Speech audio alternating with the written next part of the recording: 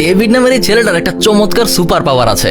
শুধুমাত্র কল্পনা করেই সে যেখানে খুশি সেখানে চলে যেতে পারে। আজ থেকে 4 বছর আগে ভুলবশত সে নিজের এই ক্ষমতা সম্পর্কে জানতে পেরেছিল। তার hello guys, welcome back to my another video.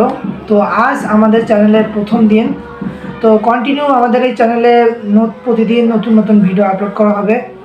যদি আপনাদের ভিডিও পছন্দ হয়, যারা ইউটিউব থেকে দেখছেন অবশ্যই চ্যানেলটি সাবস্ক্রাইব করবেন, আর যারা ফেসবুক পেজ থেকে দেখছেন অবশ্যই আমাদের এই পেজটি ফলো দেবেন। তো বেশি কথা না বাড়িয়ে চলুন ভিডিওটি শুরু করা যাক। ডেভিড নামের এই ছেলেটার একটা চমৎকার সুপার পাওয়ার আছে।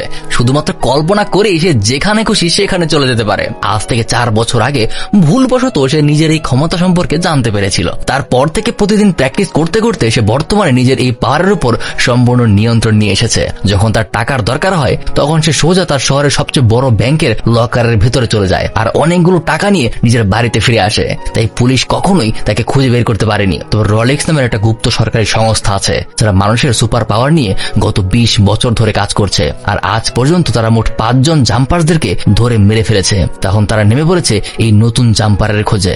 জাম্পারদের একটা দুর্বলতা আছে, সেটা হলো ইলেকট্রিক শক। তাছাড়াও রোলেক্সের কাছে একটা যন্ত্র আছে, যে যন্ত্র দিয়ে একজন মানুষ অনায়াসে জাম্পারদের মতো বিভিন্ন জায়গায় জাম্প করতে পারে। আর এই সকল বিষয় নিয়েই রোলেক্সের দল তাদেরকে মেরে আসছে। কারণ মানুষের কাছে যদি এরকম অলৌকিক ক্ষমতা চলে আসে তাহলে সেটা পৃথিবীর জন্য একটা হুমকি হতে পারে। অপরদিকে ডেভিড খুবই ধনী লাইফস্টাইল ফলো করছে। তার কাছে তো টাকার কোনো অভাব নেই, তার যখন যেখানে মন চায় সেখানে সে চলে যায়। আর এই বিষয়টাই ডেভিডের জন্য বিপদ বয়ে আনে, কারণ তার ইনকামের কোনো সোর্স নেই। সেখান থেকেই লোকাল অথরিটির তার উপর আসলে সন্দেহ হয়, যার কারণে সেদিন ডেভিড যখন তার বাসায় ফিরে আসে তখন সেখানে সে রোলেক্সকে দেখতে পায়। কিন্তু ডেভিড তাকে গুরুত্ব দেয় না, কারণ সে মনে করে রোলেক্স তাকে কিছুই করতে পারবে না। কিন্তু বলতে বলতেই তাকে ইলেকট্রিক শক দিয়ে দুর্বল করে ফেলা হয়, যার কারণে ডেভিড জাম্প করতে পারে না। কিন্তু তবুও ডেভিড তার সম্পূর্ণ শক্তি দিয়ে তার ঘরের একটা গুপ্ত লকারের ভেতরে টেলিপোর্ট হয়ে যায় আর সেখানে নিজেকে কোনো রকমের সামাল দিয়ে আরেকবার জাম্প করে পালিয়ে যায়। ডেভিড সোজা তার গার্লফ্রেন্ড মিলির বাসায় পৌঁছে যায়। কিন্তু বাসায় মিলির মা ছাড়া আর কেউ ছিল না। আসলে আজ থেকে 5 বছর আগেই মিলির সাথে তার ব্রেকআপ হয়েছিল। তখন থেকে আর কোনো দেখা সাক্ষাৎ হয়নি। কিন্তু আজকে হঠাৎ এখানে এসে ডেভিড জানতে পারে মিলি নাকি টাকার অভাবে একটা বারে গিয়ে কাজ করে। এটা ডেভিডের খুব খারাপ লাগে। সে সোজা ওই বারে পৌঁছে যায় আর সেখানে মিলির সাথে তার দেখা হয়। মিলিও এত বছর পর তার সাথে বেশ স্বাভাবিকভাবেই কথা বলে। কিন্তু তখনই ডেভিড তার কলেজ লাইফের একটা বন্ধুকে দেখতে পায়। তার কথাবার্তা ভালো না, এমনকি মিলিকে সে গত অনেকদিন যাবত ডিস্টার্বও করেছে। এখানে তার সামনেও মিলির সাথে সে খারাপ কথা বলে, যার কারণে ডেভিড তার সাথে মারামারি শুরু করে দেয়। এক পর্যায়ে ডেভিড তার সেই বন্ধুকে বারের বাইরে গিয়ে তাকে নিজের সাথে করে একটা ব্যাংকের লকারের ভেতরে নিয়ে জাম্প করে আর তাকে তার কাজের জন্য থ্রেট দিয়ে ওখানে রেখেই আবার মিলির কাছে ফেরত চলে আসে। কিন্তু সে সর্বোচ্চ চেষ্টা করে কেউ যেন তার পাওয়ার সম্পর্কে জানতে না পারে। মিলি এখনো কিছুই জানে না।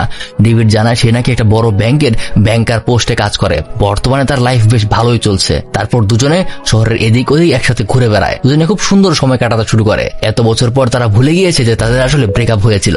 ডেভিড মিলিকে নিয়ে এমন জায়গাতেও ঘুরে বেড়ায় যেখানে ঢোকা সম্পূর্ণ নিষেধ, কিন্তু সে এদিকেও সাবধান থাকে যেন মিলি কিছু জানতে না পারে। এভাবেই তার একটা দরজায় গিয়ে পৌঁছায় যেখানে ঢোকা নিষেধ।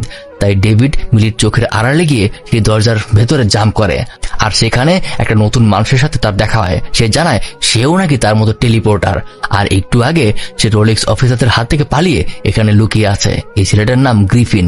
বলতে বলতেই তখনই সেখানে দুজন রোলেক্সের দলের লোক চলে আসে। সেখানে তাদের সাথে প্রচন্ড মারামারি শুরু হয়।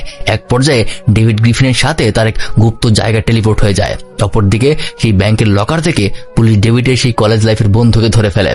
জিজ্ঞাসাবাদে পুলিশ অফিসারদের সে সবকিছুই জানায়। তাই রোলেক্সও সেখানে জিজ্ঞাসাবাদ করতে আসে।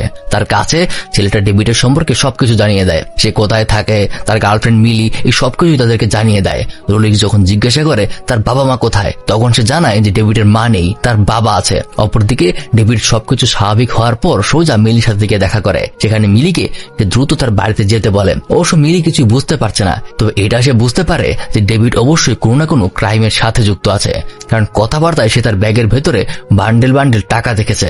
কিন্তু ডেভিড তাকে কিছুই বলে না, তাকে সোজা বাড়িতে পাঠিয়ে দেয়।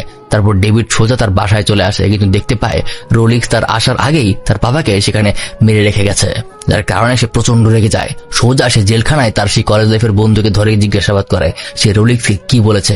সে জানায় তার গার্লফ্রেন্ড, তার পরিবার সবকিছুই সে জানিয়ে দিয়েছে। অর্থাৎ এখন তারা প্রত্যেকেই খুব বিপদে আছে। সে সোজা মিলির কাছে গিয়ে পৌঁছায়, কিন্তু মিলি তার সাথে কথা বলতে চায় না। সে আগে জানতে চায় যে ডেভিড আসলে কি করছে, তার পেছনে এত মানুষ কেন। তখনই ডেভিড দেখতে পায় রোলেক্সের লোকেরা এখানেও পৌঁছে গেছে। তাই জোর জবরদস্তিতে সে মিলিকে সাথে করে নিয়ে গ্রিফিনের সেই গুপ্ত জায়গায় জাম্প করে। আর এই প্রথম মিলি ডেভিডের সুপার পাওয়ার সম্পর্কে জানতে পারে। সে দেখে সম্পূর্ণ এক বিশাল মরুভূমির মাঝখানে এই গুপ্ত জায়গাটা তৈরি করা হয়েছে। অপরদিকে রোলেক্স এক বিশেষ ধরনের মেশিন ব্যবহার করে, যার মাধ্যমে কিছু সেকেন্ড আগে টেলিপোর্ট হওয়া জাম্পারদেরকে ট্র্যাক করা যায়। তাই তাদেরকে ট্র্যাক করে সেই মেশিনের মাধ্যমে রোলেক্সও সেই গুপ্ত জায়গায় পৌঁছে যায়। এখানে প্রথমেই রোলেক্স এক ধরনের বিশেষ ইলেকট্রিক শকার দিয়ে ডেভিডকে তার জালে ফাঁসিয়ে নেয়। আর তখনই পেছন থেকে গ্রিফিন এসে রোলেক্সের উপর আক্রমণ করে দেয়। গ্রিফিন তাদেরকে বাইরে নিয়ে যায় আর সাথে সাথে টেলিপোর্ট হয়ে যায়। আর তার কিছু সেকেন্ডের মধ্যেই কোথা থেকে যেন গ্রিফিন একটা বিআরটিস এর গাড়ি এনে হাজির করে।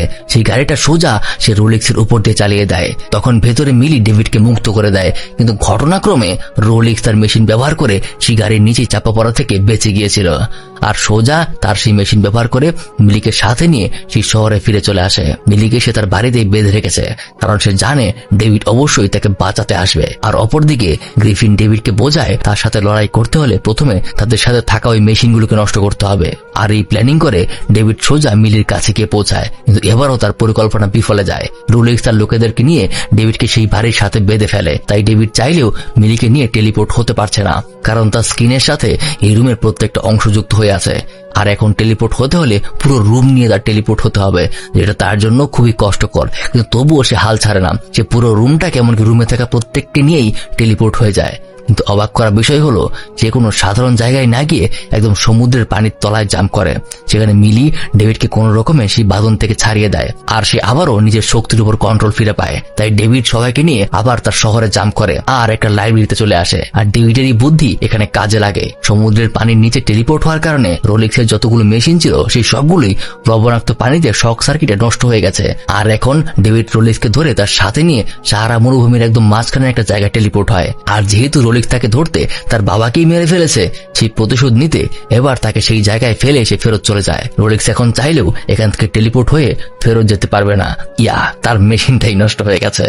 তারপর আরো অনেকগুলো বছর পার হয়ে যায়। ডেভিড এখন তার ক্ষমতার ব্যবহার করে কোনো প্রকার খারাপ কাজ করে না, বরং মানুষের সাহায্য করে এবং স্বাভাবিক একটা জীবনে ফিরে এসেছে। এতগুলো বছর মিলির সাথেও তার খুব সুন্দর একটা সম্পর্ক তৈরি হয়েছে, আর তারা দুজন একসাথে পৃথিবীর বিভিন্ন জায়গায় ঘুরে বেড়ায়।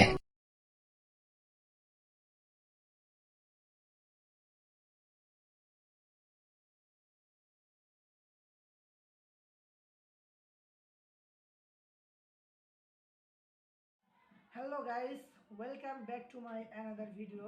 তো আজ আমাদের চ্যানেলের প্রথম দিন। তো কন্টিনিউ আমাদের এই চ্যানেলে প্রতিদিন নতুন নতুন ভিডিও আপলোড করা হবে। যদি আপনাদের ভিডিও পছন্দ হয়, যারা ইউটিউব থেকে দেখছেন অবশ্যই চ্যানেলটি সাবস্ক্রাইব করবেন, আর যারা ফেসবুক পেজ থেকে দেখছেন অবশ্যই আমাদের এই পেজটি ফলো দেবেন। তো বেশি কথা না বাড়িয়ে চলুন পেজটি ভিডিওটি শুরু করা যাক।